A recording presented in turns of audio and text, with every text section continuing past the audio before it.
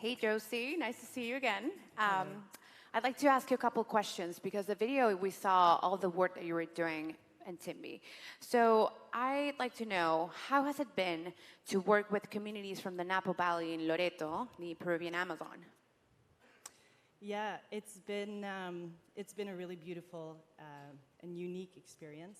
So like we saw in the video, the Timby tools were designed to be very adaptable and to be used in very remote communities all over the world in all types of different industries. And so we are used to having to adapt the tools to very different contexts. So that wasn't new, but the contexts are often still very unique. And this challenge, we started our work originally in the Napo River Valley, which had a very unique mining context because the mining that happens in this region happens directly on the river.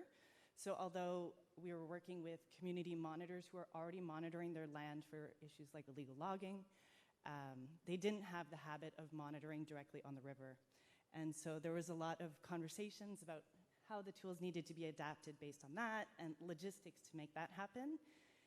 And so that was also very interesting. And we had the good fortune throughout this project to not only work with these communities in the Napo River Valley, but we expanded our work to work with other communities, with other groups that we're working with in the region of Pucallpa. And so it was really nice to be able to understand the context of these communities and reporting and monitoring issues of illegal mining, issues of illegal logging, and other environmental issues so that we could really be adapting the tools to those contexts. So it was really cool to get a really ample view and a diverse perspective of these different communities, what they're doing, how they want to do them, and how the tools need to be adapted to really serve them. That's great. That's great. So how do you feel about these communities advocating for themselves in topics such as illegal mining? Yeah, well, we're very lucky to work with communities who are already very motivated and energized to be able to care for their land. So we were put in touch with these communities directly through organizations that we work with.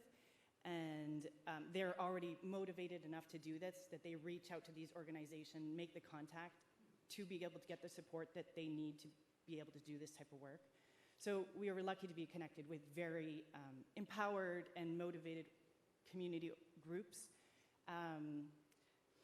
So it was beautiful to see what they wanted to do with these tools, how they wanted to protect their land, in what ways they envision this happening, and really just listening to them so that we could support them to do that through the use of our tools, but really, again, adapting the tools based on what they were telling us that they wanted to do. And like you saw in the video, there's different sets of tools. So there's like an app, there's a dashboard, there's tools to share what is collected.